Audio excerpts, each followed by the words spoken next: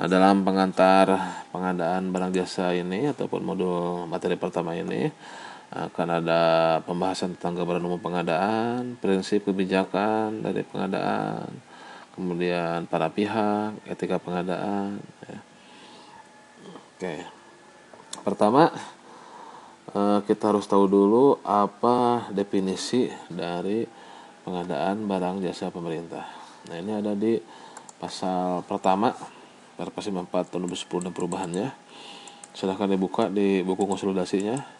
Kalau belum ada buku konsolidasinya, buku konsolidasi Perpresnya silahkan bisa di-download di blog heli.net. Di menu atas tuh, di menu atas blog ada buku konsolidasi, silahkan download. Nah, jadi pada pasal pertama huruf 1, angka 1 maaf. Jadi pengadaan barang jasa pemerintah adalah pengadaan barang jasa ataupun kegiatan untuk memperoleh barang jasa oleh kementerian, lembaga, satker perangkat daerah atau institusi lainnya yang prosesnya mulai dari perencanaan kebutuhan sampai diselesaikannya seluruh kegiatan untuk memperoleh barang jasa tersebut. Nah, ini poin pentingnya adalah bahwasannya kegiatan pengadaan itu bukan hanya lelang, bukan hanya tender, tapi ada 3 tahapan besar, yaitu mulai dari perencanaan, kemudian pemilihan penyedia, dan satu lagi adalah pelaksanaan kontrak. Itu. Ya.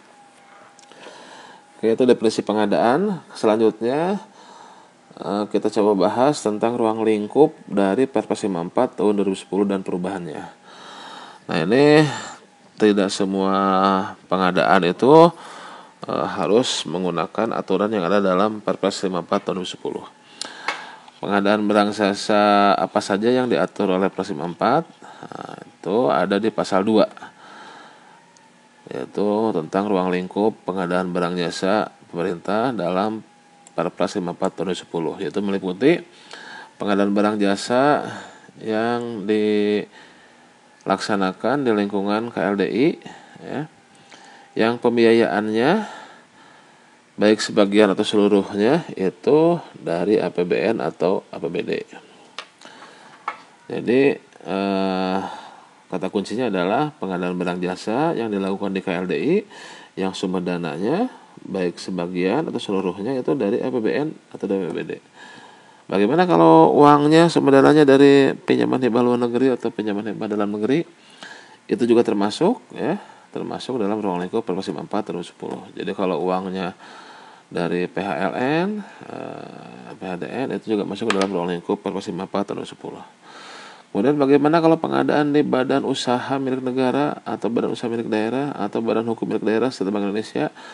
Itu juga termasuk yang diatur dalam ruang lingkup Perpres 54 tahun 2010, ada di pasal 2, ya, yaitu pengadaan barang jasa untuk investasi. Jadi untuk investasi ya di lingkungan Bank Indonesia, badan hukum milik negara, badan usaha milik negara atau badan usaha milik daerah yang pembiayaannya sebagian atau seluruhnya dibebankan pada APBN APBD. Itu termasuk ruang lingkup Perpres 54 tahun 2010. Selanjutnya, setelah kita mengetahui ruang lingkup, hal mendasar yang harus kita ketahui adalah jenis barang jasa yang diatur dalam Perpres 54 tahun 2010 ini atau pengadaan barang jasa pemerintah. Ada 4 jenis barang jasa yang diatur dalam pengadaan barang jasa pemerintah, yaitu barang, pekerjaan konstruksi, jasa lainnya, dan jasa konsultasi. Ini ada di pasal 4. Nah, barang itu di penjelasannya itu meliputi seperti bahan baku, barang setengah jadi, barang jadi atau peralatan serta makhluk hidup. Intinya benda juga ya, benda ini barangnya. Selanjutnya kalau pekerjaan konstruksi adalah pekerjaan yang berhubungan dengan pelaksanaan konstruksi bangunan atau pembuatan wujud fisik lainnya.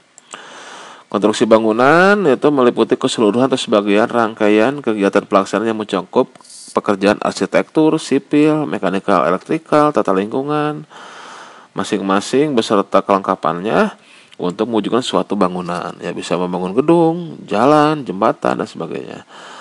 Nah, tapi ada juga konstruksi ini adalah pembuatan wujud fisik lainnya. Maksudnya apa? Nah, maksudnya pembuatan wujud fisik lainnya adalah meliputi keseluruhan atau sebagian rangkaian kegiatan pelaksanaan yang mencakup pekerjaan untuk mewujudkan selain bangunan, seperti konstruksi bangunan kapal, pesawat, kendaraan tempur, landscaping, penggalian, perakitan atau instalasi komponen fabrikasi, penghancuran, pembersihan, removal, reboisasi. Nah itu pekerjaan konstruksi untuk wujud fisik lainnya.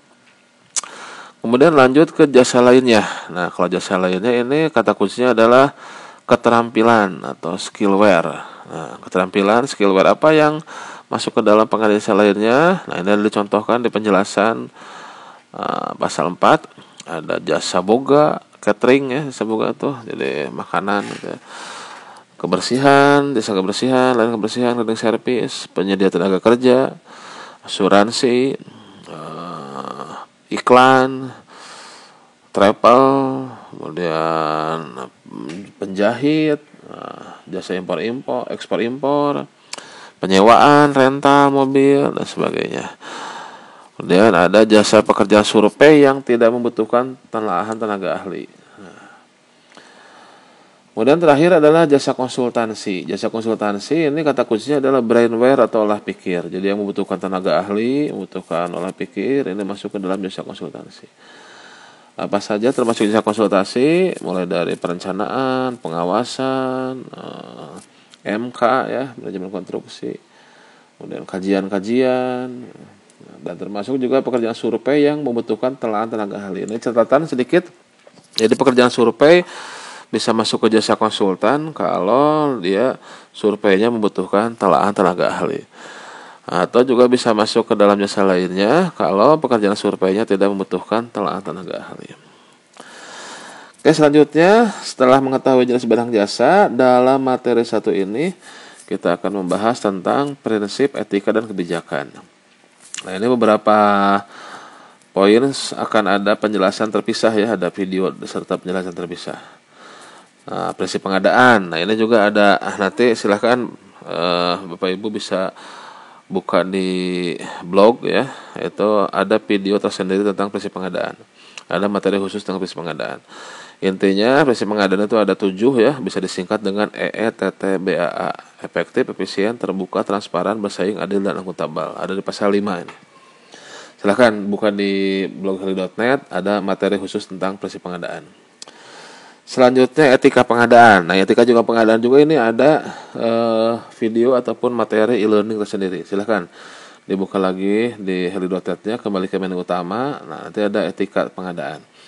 Isinya tentang bahwasannya para pihak yang berkecimpung dalam pengadaan harus menjunjung tinggi profesionalisme, kemandirian, jujur, tertib, tanggung jawab, tidak boleh menerima atau menawarkan menjanjikan seperti hadiah ya, tidak saling mempengaruhi, menerima dan bertanggung jawab terhadap hasil kesepakatan secara tertulis, menghindari konflik interest, mencegah pemborosan dari anggaran, menghindari penyalahgunaan wewenang. Nah, detailnya silahkan lihat di video e-learning tentang etika.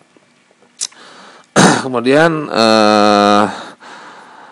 selanjutnya ada kebijakan pengadaan. Nah, kebijakan pengadaan ini ada di Perpres ini terkait tentang profesionalisme dalam pengadaan, seperti Bapak Ibu yang mau ikut ujian sertifikasi ya, itu termasuk untuk kebijakan pengadaan untuk meningkatkan profesionalisme Bapak Ibu yang akan berkecimpung dalam pengadaan.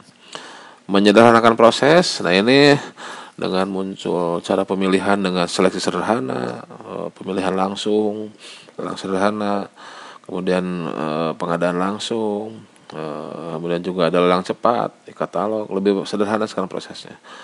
Kemudian kebijakan pengadaan barang jasa ini kita mengedepankan usaha kecil menengah yang nilainya tidak lebih sampai dengan 2,5 miliar. Nah, ini kalau memang selama masih ada usaha kecil menengah yang masih mampu, maka usaha besar tidak boleh masuk ke dalam nilai paket di bawah atau sampai dengan 2,5 miliar.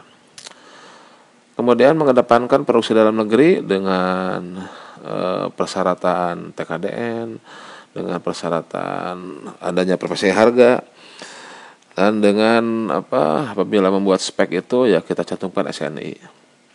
Kemudian kemandirian industri alutsista Almatsus dalam negeri. Nah, ini bisa dilakukan dengan swakalola di Kemenhan atau TNI Polri.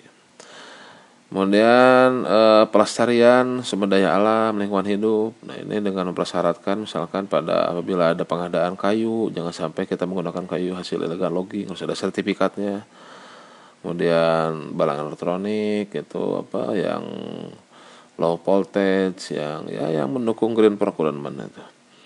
Kemudian kebijakan lain adalah pengumuman secara terbuka, ini sudah lama dilakukan melalui IPROK ya, meningkatkan pajak ya, dengan persyaratan NPWP dan pajak tahunan, SPT tahunan, serta peranan usaha nasional, industri kreatif inovatif, budaya dan penelitian yang dimasukkan dalam skema swakalola, yaitu kebijakan pengadaan jasa pemerintah yang diatur dalam Perpres 54 2010.